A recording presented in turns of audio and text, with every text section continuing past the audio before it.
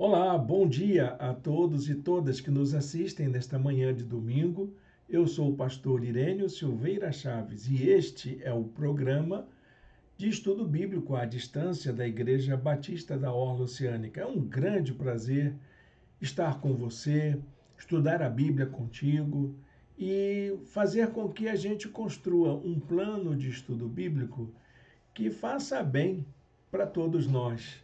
Tem sido muito bom para mim tudo isso que tem acontecido no nosso programa de estudo bíblico à distância, nossa EBAD, que nada mais é do que a nossa antiga e bela escola bíblica dominical, só que usando os recursos tecnológicos da atualidade, esses meios de tecnologias de informação e comunicação que nós temos à nossa disposição.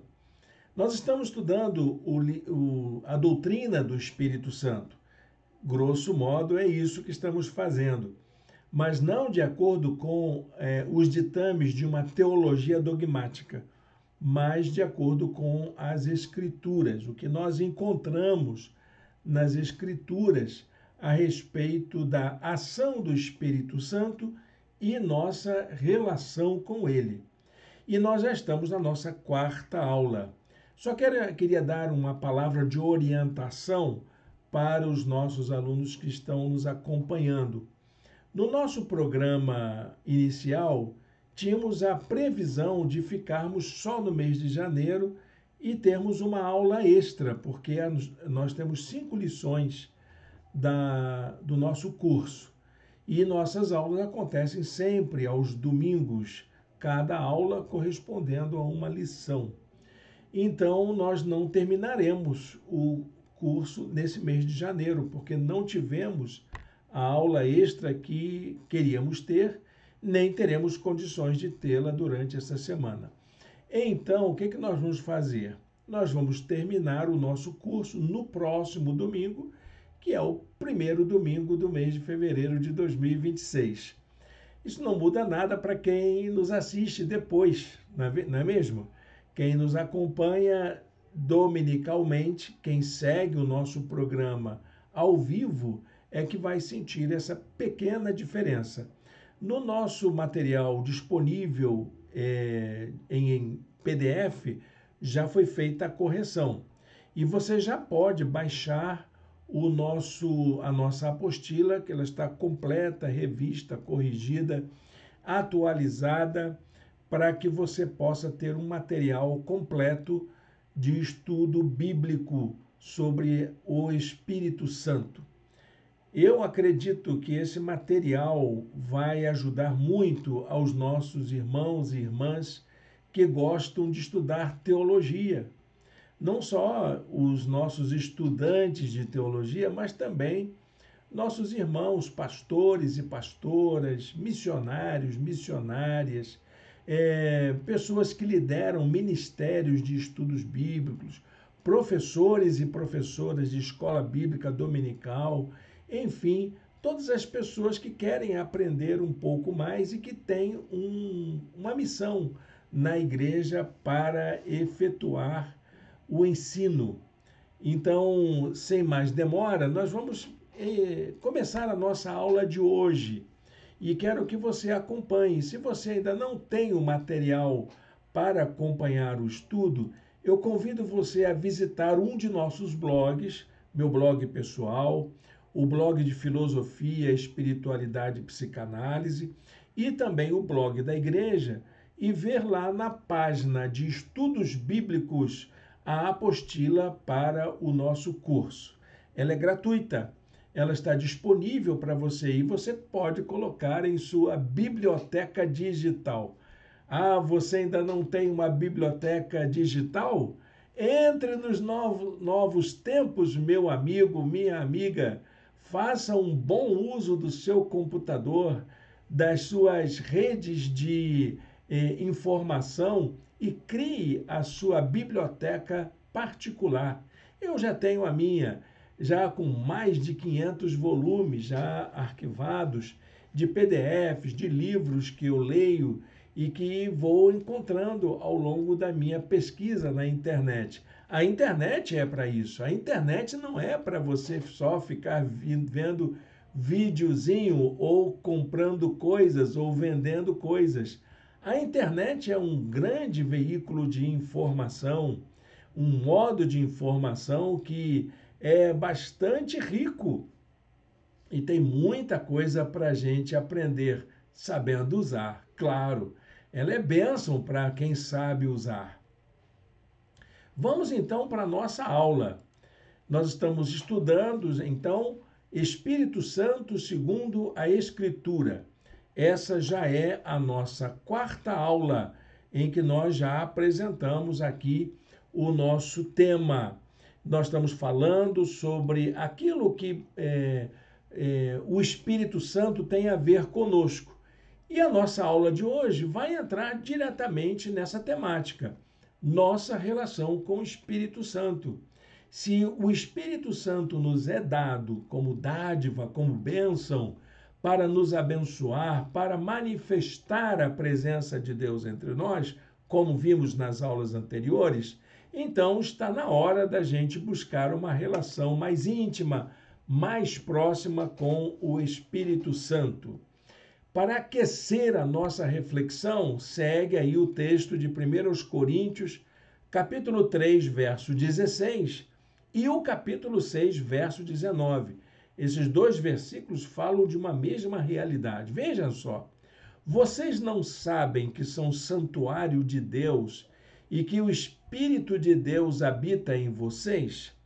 Acaso não sabem que o corpo de vocês é santuário do Espírito Santo que habita em vocês, que lhes foi dado por Deus e que vocês não são de si mesmos? Olha que informação importante. O apóstolo Paulo diz que nós somos o espaço onde o Espírito de Deus atua. É isso mesmo, meu irmão, minha irmã. Você, eu, todos nós, somos espaço para a ação do Espírito Santo. É o lugar onde o Senhor habita. Onde você encontra o Espírito Santo? Em você. Ele está aí do teu lado. Ele está dentro de você. Ele mora em você. Isso é importante a gente lembrar. Nós não podemos deixá-lo num cantinho da nossa vida. Nós não podemos também desprezar essa possibilidade tão imensa que a gente tem da presença do Espírito Santo em nós. E a nossa aula de hoje vai tratar dessa questão de como nós podemos ter um relacionamento mais profundo, mais produtivo com esse Espírito que habita em nós. O Espírito de Deus habita em nós. Ele está conosco. Ele é a presença de Deus viva entre nós. Amém, não é? Olha, se você é dos meus, você já deu um glória a Deus por aí, já glorificou o Senhor, já disse um aleluia bem fervoroso aí com você, não é? Claro, você me conhece, você sabe que eu me emociono com essas relações sobre o Espírito Santo. Não sou daquele tipo barulhento, mas o meu coração pulsa de alegria por entender desta forma. Primeiro momento da nossa aula de hoje, eu queria falar sobre as evidências de uma vida cheia do Espírito Santo. Já falamos isso, tem uma aula sobre isso. O que é ter uma vida cheia do Espírito Santo? Dá uma olhadinha lá. Se você perdeu essa aula, dá uma olhadinha na playlist que está no YouTube, ou então leia na nossa apostila, que está disponibilizada gratuitamente para você. Mas nós já falamos de que uma das características da ação do Espírito em nós é o fato dele nos fazer encher como água, como um líquido, como algo que enche um recipiente ao ponto de transbordar. É aí que falamos de plenitude, falamos de tantas coisas interessantes.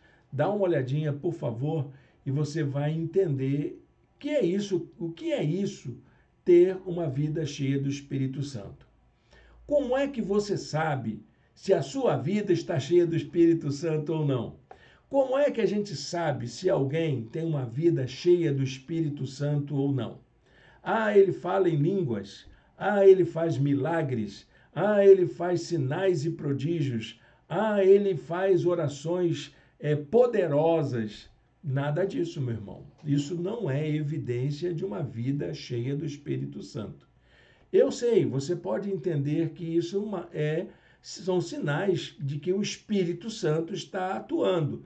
É bem provável que sim, mas nem sempre.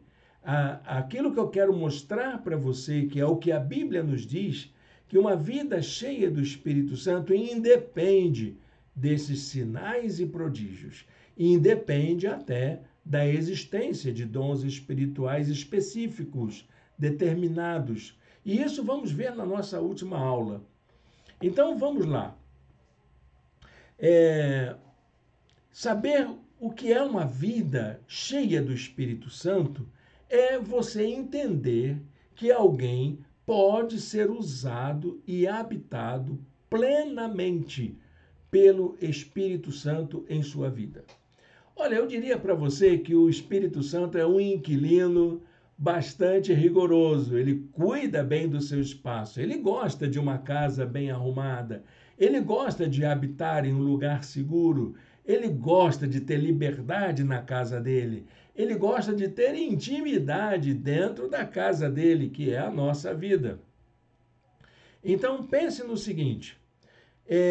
Nós costumamos achar que uma vida cheia do Espírito Santo é marcada por duas coisinhas. Primeiro, sinais e prodígios, sinais e dons. É um equívoco a gente restringir a ação do Espírito Santo a determinadas situações, circunstâncias. É como se você colocasse o Espírito Santo numa jaula e ali você dissesse, olha, você vai fazer isso e vai fazer aquilo, determinar o que o Espírito Santo vai fazer. E esse é um erro grave na nossa compreensão a respeito do Espírito Santo.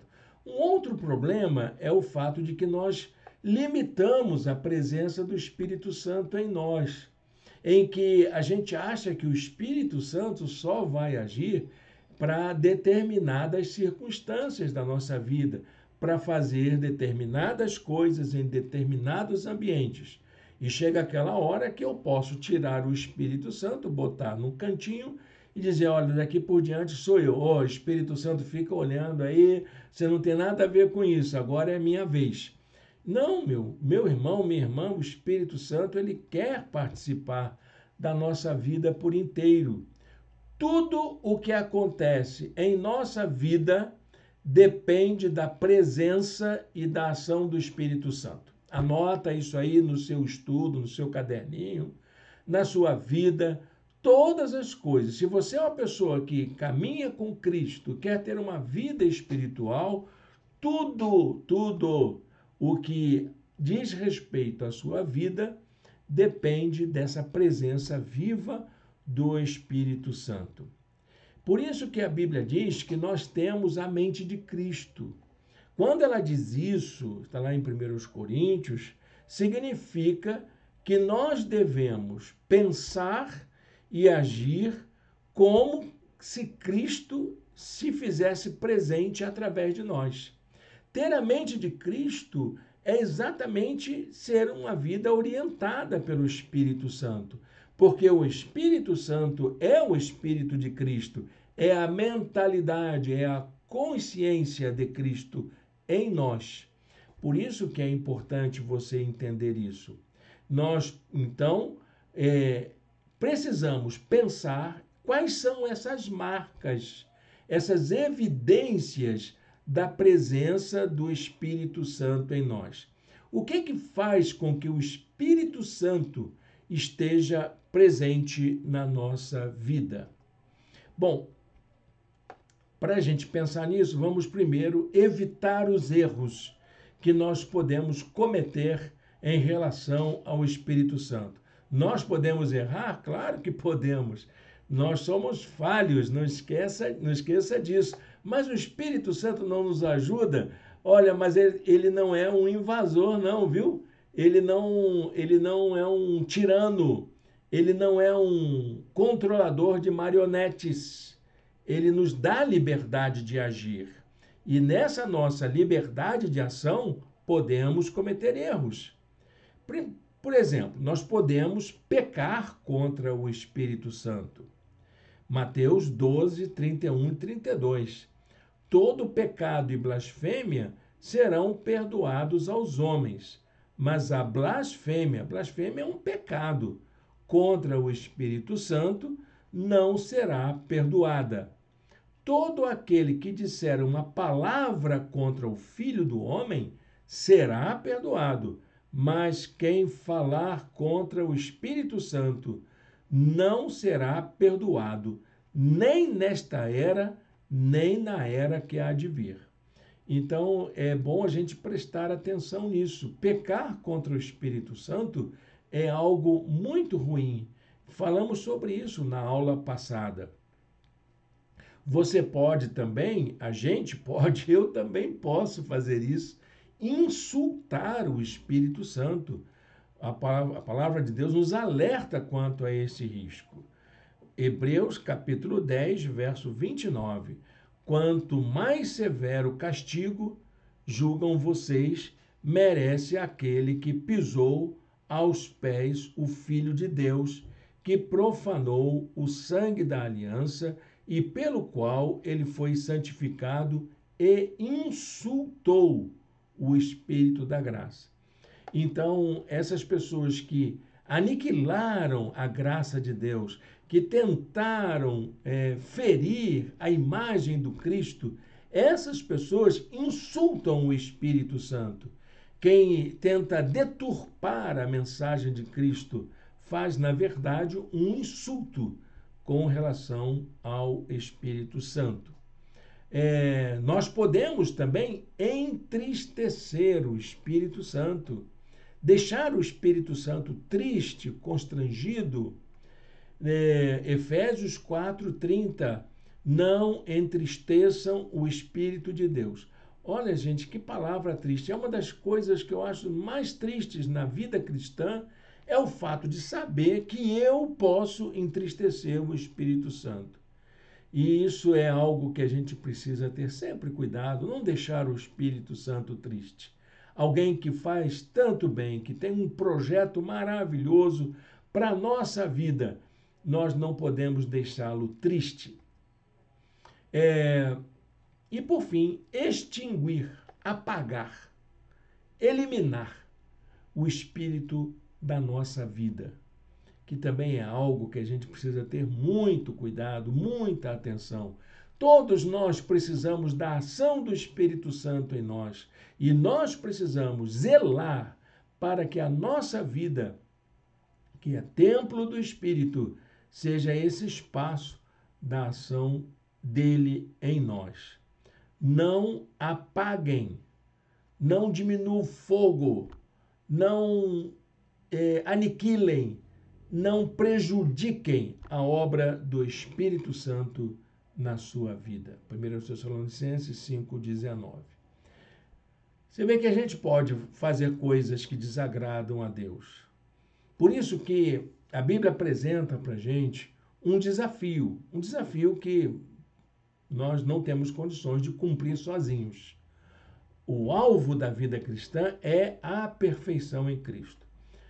Anota isso aí, tá, gente? Enquanto a gente não tiver aperfeiçoado, tem muita coisa para fazer, viu? Eu não estou aperfeiçoado. E mesmo o apóstolo Paulo dizia que ele não estava aperfeiçoado. Ninguém está aperfeiçoado. Nós estamos aí no processo de aperfeiçoamento. Como disse Paulo em Filipenses 3, versos 13 e 14. Irmãos, não penso que eu mesmo já o tenha alcançado, mas uma coisa faço, esquecendo-me das coisas que ficaram para trás e avançando para as que estão adiante, prossigo para o alvo, a fim de ganhar o prêmio do chamado celestial de Deus em Cristo Jesus. Estamos perseguindo esse ideal, o ideal da perfeição em Cristo. Todos nós, inclusive eu e você, nós não estamos aperfeiçoados. Eu não sou uma pessoa perfeita, eu estou buscando a perfeição. E isso deve ser feito continuamente na minha vida, de maneira que eu possa colocar a minha vida inteira a serviço do reino de Deus, ser usado pelo Espírito Santo. A segunda coisa que eu quero falar nesta aula de hoje é sobre uma característica de uma vida cheia do Espírito Santo, que é a presença do fruto do Espírito. É assim mesmo, no singular, fruto do Espírito. E você vai entender já já por que é no singular e não no plural. O Espírito Santo produz um fruto na vida da gente. Nós somos chamados para ter uma vida frutífera. Foi assim que Jesus nos chamou, assim que ele formou o seu grupo de discípulos e ele explicou isso para os seus discípulos. Você encontra lá em João capítulo 15. O apóstolo Paulo também desperta esse interesse da vida cristã de que ela seja marcada pela frutificação. Nós precisamos ter uma vida marcada pela presença do fruto, uma vida que frutifica. Colossenses 1,10 diz assim: dessa maneira poderão viver de modo digno do Senhor, para o seu inteiro agrado, frutificando em toda boa obra e crescendo no conhecimento de Deus. É isso, a vida cristã, ela depende dessa frutificação. Jesus nos escolheu para que nós pudéssemos dar frutos. Fruto no singular. Vocês não me escolheram, mas eu os escolhi para irem e darem fruto. Fruto que permaneça, a fim de que o Pai lhes conceda o que pedirem em meu nome. O Senhor nos preparou, Ele nos capacitou, Ele nos escolheu, porque temos condições de dar fruto, de frutificar. Pessoas que frutificam são pessoas que amadurecem, são pessoas que correm menos risco de tropeçar e de vir a cair. São pessoas que sabem o valor que têm e sabem que o fruto que vão produzir pode abençoar o reino de Deus e a vida de alguém. O fruto é para isso. O fruto não é para sua vaidade. O fruto é para abençoar o reino de Deus. 2 Pedro 1,10 diz assim: por isso, irmãos, trabalhem ainda mais arduamente para mostrar que, de fato, estão entre os que foram chamados e escolhidos. Façam essas coisas e jamais tropeçarão. É o fruto da vida que faz com que a gente tenha uma vida significativa e que possa ser útil no reino de Deus. Então, a evidência da presença e da atuação do Espírito Santo na vida do crente é chamado na Bíblia de fruto. Ok, gente? Como é que eu sei que eu tenho uma vida cheia do Espírito Santo? É o fruto que está em mim. Tem um fruto que eu preciso procurar. Se você quiser saber se alguém na sua igreja, alguém no seu relacionamento, suas lideranças, seus pastores têm a vida cheia do Espírito Santo, procura o fruto na vida deles. Ah, você quer que as pessoas saibam que a sua vida é cheia do Espírito Santo? Então, deixe o fruto acontecer na sua vida, como uma evidência da presença do Espírito Santo em você. Quem diz isso é o apóstolo Paulo sobre essa característica. Olha como que ele diz, Gálatas 5, 22 e 23, que é o texto bíblico que trata dessa questão do fruto mais diretamente. Ele diz assim: mas o fruto do Espírito é amor, alegria, paz, paciência, amabilidade, bondade, fidelidade, mansidão e domínio próprio. Ah, mas Irene, você falou que é o fruto no singular. E tem um bocado de característica aí. É isso mesmo. É um fruto com 9 características. Isso é importante a gente entender. Não é que você tem só amor, ou que você tem só alegria, ou que você tem só mansidão, ou só uma dessas características. A sua vida ela é marcada pelo fruto do Espírito. E o fruto do Espírito se evidencia por essas características na vida de cada um. Não é uma ou outra, como se fosse um checklist para você dizer, eu tenho esse e não tenho aquele. Eu tenho um, mas não tenho o outro. Na verdade, se você tem o Espírito Santo, você tem essas características evidenciadas em sua vida. Eu gosto de pensar que o fruto do Espírito é resultado de esforço e trabalho. Não é conseguido facilmente. Ele é conseguido através de um crescimento, de um amadurecimento, de um desenvolvimento da nossa maneira de ser. Então, as características elas estarão lá, mas elas vão sendo aperfeiçoadas à medida que crescemos. Eu não consigo amar suficientemente, mas se o Espírito de Deus habita em mim, eu sei que esse amor pode ser aperfeiçoado. Assim como eu não consigo ter alegria em tudo, mas eu consigo ter a certeza de que se o Espírito de Deus está em mim, eu posso ter alegria até em meio às dores. É isso, gente. Espírito Santo na vida da gente é isso. É esse fruto que faz com que a gente amadureça, cresça e se torne uma bênção no reino de Deus. Lembrando, então, o fruto do Espírito é um só. Nós temos apenas um fruto. E esse fruto é marcado por 9 características e todas as pessoas podem possuir esse fruto. Ah, mas aqui está falando de domínio próprio. Eu não consigo ter domínio em áreas da minha vida.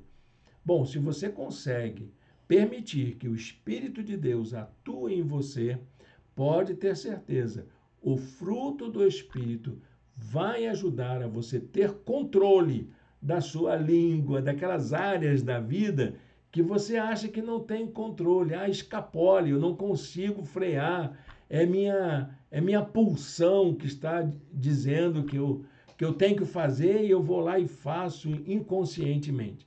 Não, meu querido, ninguém é desse jeito, pode ter certeza. A gente aprendeu a ser, tá bom? Então, o Espírito Santo vai nos ensinar a ter esse controle. Enfim, com certeza, para a bênção, para que você seja uma bênção completa no reino de Deus.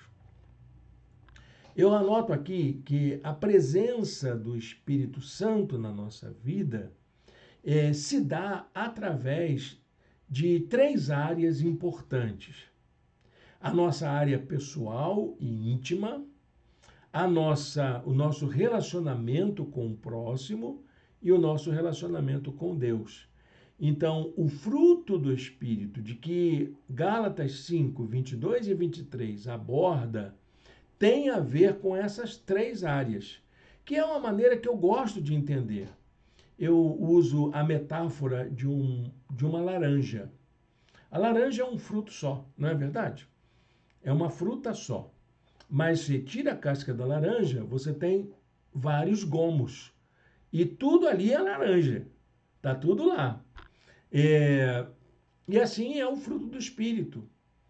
É uma laranja com 9 gomos na nossa vida. A laranja é inteira. E era preciso que a gente entendesse isso. Eu gosto de agrupar esses gomos em 3 áreas. E essas áreas são importantes para o nosso crescimento pessoal. Eu diria, então, que o Espírito Santo, através dessa frutificação que acontece em mim e em todos os crentes, atua na vida da comunidade de fé pelo fato de que ela é constituída de crentes alcançados e regenerados pela graça de Deus. Se somos pessoas que tiveram uma experiência de encontro pessoal com Jesus, nós temos o Espírito Santo atuando em nós. E é possível que esse fruto, com essas 9 características, seja uma realidade na nossa vida. 1 Coríntios 3, 16 e 17 diz assim: Não sabeis vós que sois o templo de Deus e que o Espírito de Deus habita em vocês? Se alguém destruir o templo de Deus, Deus o destruirá, porque o templo de Deus, que sois vós, é santo. É você, meu irmão. Essas características do fruto do Espírito, elas estão aí disponíveis para você. Só precisam aflorar, precisam ser trabalhadas. É fruto do esforço. Por isso que eu disse que é minha compreensão. Tem que haver um esforço, sim, para que isso aconteça. Eu acho que eu estou aqui, eu deixei escapar uma página. Então, passando agora à questão das marcas, dessas características do Espírito Santo em Gálatas, eu gostaria de apresentar como que eu divido essas características. Nós temos as características do fruto relacionadas com a nossa vida pessoal, que são o amor, o gozo e a paz. São valores que eu tenho na minha vida, valores que eu posso desenvolver, amor, gozo e paz. São expressões que dizem respeito à minha vontade, à minha condição pessoal. Tem as características do fruto relacionadas com a nossa relação com o próximo, longanimidade, benignidade e bondade. O que é ser longânimo? É isso mesmo que quer dizer, é um ânimo longo, é um ânimo dobrado, é paciência de Jó. Alguém um dia traduzindo essa palavra diz que é a arte de engolir sapos. É você saber parar e pensar. O longânimo é o paciente, é o que tem paciência. Com os erros do próximo, tem paciência. Benigno é aquele que faz o bem.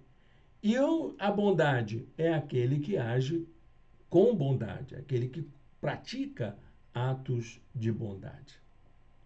E, por fim, as características do fruto relacionadas com a nossa relação com Deus. Fé, mansidão e domínio próprio. Fé é a sua confiança, é a certeza que você tem de que Deus pode responder às suas orações. A mansidão, eu costumo comparar a mansidão com o animal selvagem, o animal bravio. A gente sabe o que é o animal bravio e o animal manso. O animal manso é aquele que convive conosco, é o domesticado, é aquele que sabe lidar com a gente. E é assim que é a vida do crente. O crente manso é aquele que tem uma boa convivência, que se submete à direção de Deus, que aceita a orientação de Deus, que se permite ser conduzido pelo Senhor. E o domínio próprio. Alguém já disse que o domínio próprio é a característica do fruto do Espírito que engloba todas as demais. É como se você pudesse dizer assim: se eu consigo controlar o meu ódio, eu tenho amor. Se eu consigo controlar a minha tristeza, eu vou ter gozo diante das lutas da vida. Se eu consigo controlar a minha ira, eu consigo ter paz com todo mundo. E assim por diante. O domínio próprio ou a temperança é o fruto, que é a característica do fruto que ajuda a gente a ter todas as demais. Então, gente, olha só. Para termos o fruto do Espírito, precisamos de fé e de uma submissão completa a Deus, além de assumirmos um controle da nossa vida. Anota isso aí, porque isso é importante, porque é nessa relação com Deus que eu vou ajustando a minha relação comigo mesmo e com o meu próximo. Então, gente, as características do fruto estão interrelacionadas, por isso que é um fruto só. Lembra que eu falei para você, ó, segura aí que nós vamos entender por que é um fruto só. Essas características, elas estão interrelacionadas. Dizem respeito a uma certa condição espiritual da nossa maneira de ser. Envolve toda a nossa integralidade, a nossa vida por inteiro. Agora, uma outra parte da nosso estudo sobre as nossas relações com o Espírito Santo tem a ver com as manifestações das obras da carne na nossa vida. O que é isso? O que é ter as obras da carne na nossa vida? Como que elas se caracterizam? Como que elas se apresentam? Talvez você até pense, gente, você está fazendo aí um dualismo entre espiritual e carnal. Mas não, existem alguns aspectos da nossa vida que é exatamente a nossa vida humana. Quando aí vamos ler sobre as obras da carne, nós estamos falando da nossa humanidade, da nossa condição humana. Elas acontecem naturalmente, é a nossa essência como pessoas. Então vem a pergunta: o que é uma vida marcada pelas obras da carne? Bom, em primeiro lugar, eu diria que é uma forma de viver que desagrada a Deus. Você viver segundo suas paixões, seus desejos, suas pulsões. Olha, meu querido, isso aí não foi para isso que Deus te deu razão, raciocínio, inteligência. Ele deu essa condição para que você possa se conhecer e possa exercer controle sobre você. Quem vive segundo a carne tem a mente voltada para o que a carne deseja. Mas quem, de acordo com o Espírito, tem a mente voltada para que. Acho que eu pulei alguma coisa. Mas quem, de acordo com o Espírito, tem a mente voltada para o que o Espírito deseja, esse é aquele que tem, então, a vida controlada pelo Espírito Santo. Isso é importante a gente entender. Dá uma olhadinha em todo o texto de Romanos 8, de 4 a 8, que fala sobre essa relação da obra da carne e do fruto do Espírito na nossa vida. O conselho da Bíblia para quem enfrenta as lutas humanas, seus desejos, suas pulsões, né, suas vontades, seu apetite, né, essas coisas todas, a maneira como a Bíblia nos ajuda a pensar nisso é como que nós podemos ter uma vida como filhos da luz, uma expressão nova que a gente não tinha visto até então, mas a Bíblia nos chama para sermos filhos da luz. Vivam como filhos da luz, diz o apóstolo Paulo, pois o fruto da luz consiste em toda bondade, justiça e verdade. E aprendam a discernir o que é agradável ao Senhor. Não participem das obras infrutíferas das trevas, antes exponham-nas à luz. Então ele está falando aí, se nós pudéssemos trazer para a nossa linguagem mais contemporânea, dessas coisas que são nossas, dessas coisas que são ligadas ao desejo, às nossas fraquezas, às nossas escolhas muitas vezes erradas, esse conflito inerente a toda a nossa condição humana. O Espírito Santo é aquele que testifica conosco que nós estamos vivendo de acordo com a sua bondade. Existe, então, uma série de características na Bíblia que falam desses problemas que podem ser agrupados no verbete obras da carne. Dá uma olhadinha depois, você estudando a Bíblia, Gálatas 5, 19 a 21, 1 Coríntios 6, de 10 a 11, e Apocalipse, eu esqueci de colocar aqui o texto, mas é Apocalipse 22, 14 e 15. Olha, gente, muita atenção, porque essas passagens elas têm traduções equivocadas. É melhor você dar uma olhadinha de acordo com o grego. Eu não vou fazer um estudo aqui sobre as obras da carne. Não estou preocupado com isso. Mas é tudo aquilo que diz respeito a que desagrada a Deus, como eu disse para vocês. Quais são as obras da carne? Existem as obras da carne que ferem a nossa vida pessoal. Inveja, bebedices, orgias, prostituição, impureza, lascívia. Eu coloquei essas palavras assim porque são exatamente o que o texto original em grego aponta. Muito cuidado com as traduções, viu, gente? Então, prestem atenção para você não incorrer em um risco de erro de tradução, de interpretação bíblica, por causa da tradução. Então, quais são as atitudes que podem ferir a minha condição de pessoa? São essas aí. Tem as obras da carne que também ferem a nossa relação com o próximo.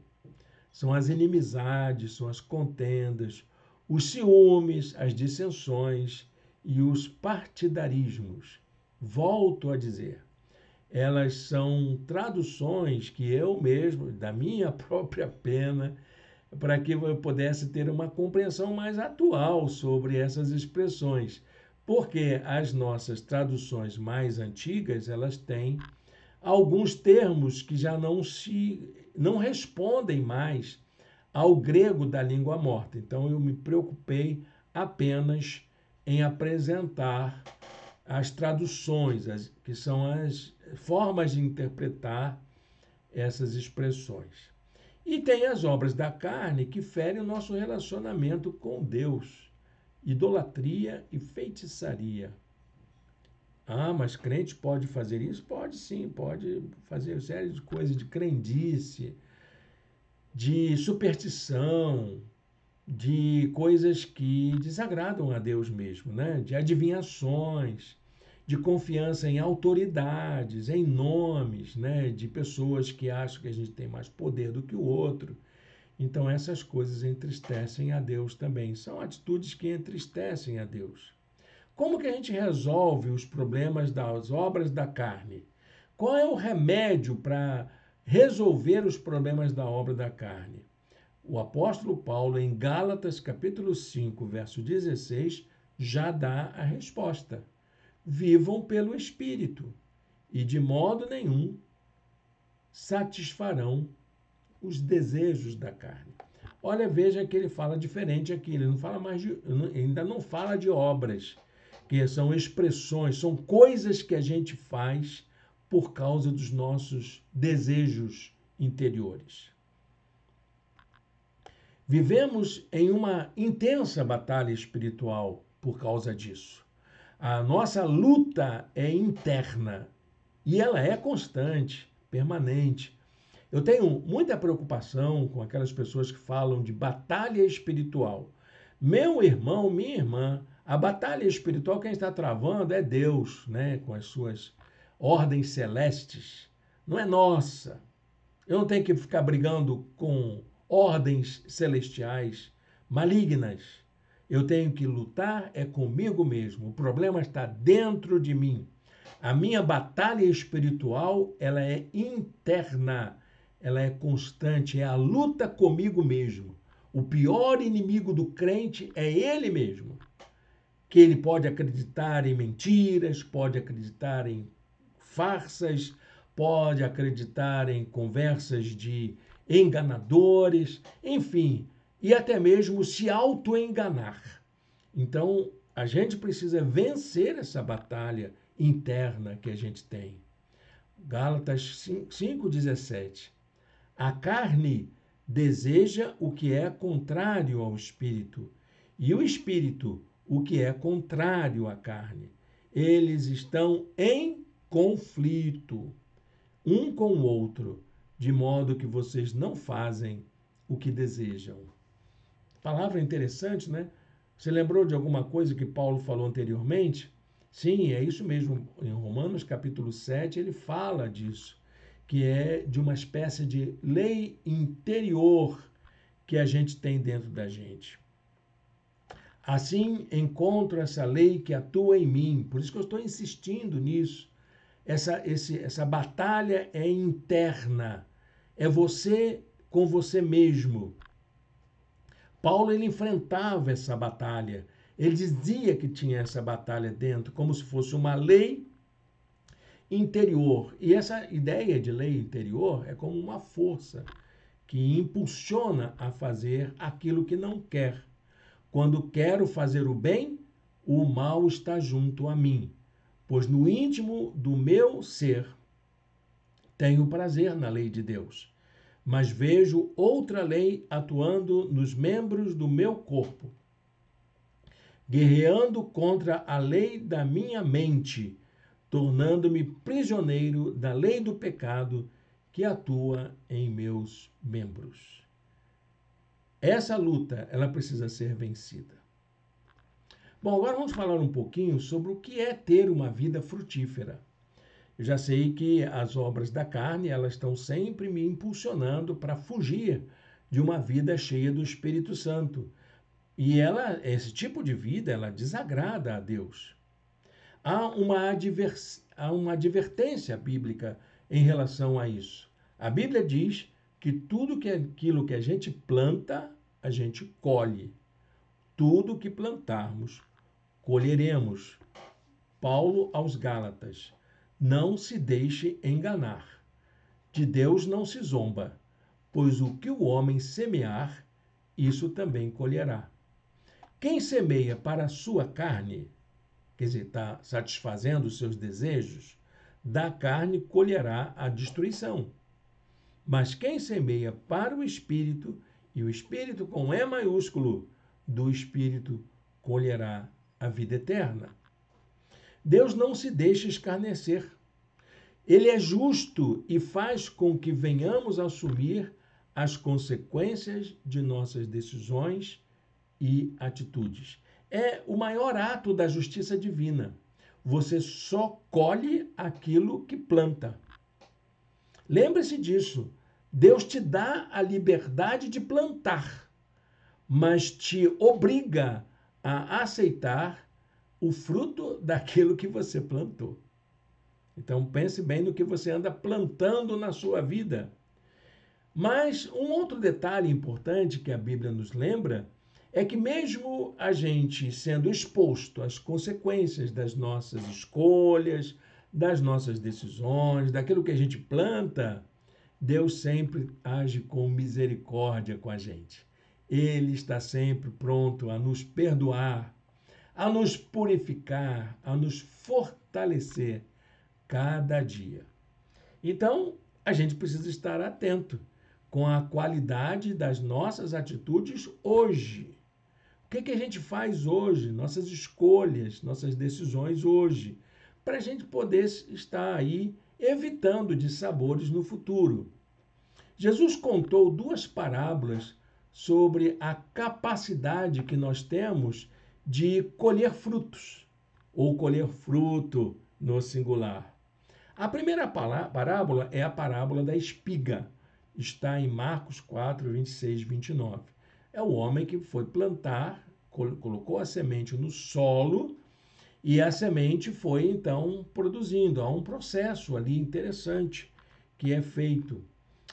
Primeiro vem a planta, depois a espiga e depois o fruto na espiga. Quer dar fruto? É assim. É você deixando com que a sua vida floresça, se desenvolva, como uma plantinha mesmo, até dar fruto. Frutificar em nossa vida faz parte de um processo natural de crescimento até chegar à maturidade. Jesus diz: a terra por si própria produz o grão. Primeiro o talo, depois a espiga, e então o grão cheio na espiga. Logo que o grão fica maduro, o homem lhe passa a foice, porque chegou a colheita. A vida da gente é assim. Dar fruto é isso. É você produzir algo que vai abençoar alguém. A segunda parábola é a parábola da figueira na vinha. Eu sempre achei muito curioso Jesus chamar a atenção que uma certa pessoa tinha uma vinha, quer dizer, uma plantação cheia de uvas, e no meio dessa vinha tinha uma figueira. E o dono disse: eu vou comer figo, eu estou cansado de comer uva, eu agora quero comer figo. E ele, quando vai nessa figueira, ele não encontra nenhum fruto. Nenhumzinho. E ele fica chateado, dizendo: para que eu quero uma figueira no meio da vinha? Está atrapalhando, está ocupando espaço desnecessário. Arranca, arranca. E os trabalhadores tiveram pena da figueira. Eles: não, peraí, vamos fazer um negócio certo. Nós adubamos o solo para dar uva, não para dar figo. Então deixa a gente cuidar do solo. A gente vai adubar o solo, vai fazer a poda, vai fazer tudo certinho, para que na próxima safra tenha figo. Dá um tempinho aí para a gente. Isso lembra que o Espírito do Senhor, ele nos conduz ao crescimento até a maturidade. É preciso trabalhar no solo, trabalhar profundamente para que o fruto aconteça. Os trabalhadores disseram: Senhor, deixe-a por mais um ano, e eu cavarei ao redor dela e adubarei. Se der fruto no ano que vem, muito bem. Se não, corte-a. É isso, gente. Está faltando adubo na sua vida. Está faltando trabalhar as suas raízes, trabalhar o seu crescimento para que você possa dar fruto, se ainda não acontece na sua vida. Então, que não aconteça com a nossa vida como aconteceu com a figueira que Jesus encontrou. Vendo uma figueira à beira do caminho, aproximou-se dela, mas nada encontrou, a não ser folhas. Então lhe disse: nunca mais dê frutos. Imediatamente a árvore secou. Que não aconteça isso com você, tá bom, meu irmão, minha irmã? Sua vida vale muito. O Senhor quer que você dê fruto. Jesus afirmou que ele é a videira verdadeira, que o Pai é o agricultor e que os crentes são os ramos dessa videira. Todo ramo que não der fruto será limpo, cortado e queimado. Ou seja, só podemos frutificar, se estivermos ligados a Jesus, a videira verdadeira. Eu sou a videira verdadeira, disse Jesus, e meu Pai é o agricultor. Todo ramo que, estando em mim, não dá fruto, ele corta. E todo que dá fruto, ele poda, para que dê mais fruto ainda. Se alguém não permanecer em mim, será como o ramo que é jogado fora e seca. Tais ramos são apanhados, lançados ao fogo e queimados. Bem, meu irmão, minha irmã, para dar fruto em quantidade e qualidade, é preciso que a gente permaneça ligado a Jesus, a videira verdadeira. Permaneçam em mim e eu permanecerei em vocês. Nenhum ramo pode dar fruto por si mesmo, se não permanecer na videira. Vocês também não podem dar fruto se não permanecerem em mim. Eu sou a videira, vocês são os ramos. Se alguém permanece em mim e eu nele, esse dá muito fruto, pois sem mim vocês não podem fazer coisa alguma. Então, cuidemos. para que nós tenhamos uma vida firmada em Cristo. É assim que o Espírito atua em nós. É assim que vai acontecer o fruto do Espírito na nossa vida. Por fim, a última parte da nossa aula vai falar sobre o que é andar em Espírito. O que é essa vida de uma pessoa que caminha com o Espírito Santo? Eu diria que andar em Espírito é estar permanentemente na presença de Deus. Dormindo, acordando, trabalhando, fazendo os afazeres diários, Deus está conosco. Gálatas 5:25 nos diz: se vivemos pelo Espírito, andemos também pelo Espírito. Isso quer dizer que a gente está com o nosso coração e a nossa mente constantemente voltadas para Deus e a sua vontade. Fazemos todas as coisas na certeza de que é o Espírito Santo quem nos conduz a fazer todos os dias, mesmo as coisas do cotidiano. Coisas como cultuar em Cristo, em espírito. Deixem-se encher pelo Espírito, falando entre si com salmos, hinos e cânticos espirituais. É na conversa do dia a dia, dando graças constantemente a Deus Pai por todas as coisas. É estar em comunhão em espírito em todo o tempo. Procurem aperfeiçoar-se, exortem-se mutuamente, tenham um só pensamento, vivam em paz e o Deus de amor e paz estará com vocês. Viver em comunhão é uma dessas ações do Espírito em nós.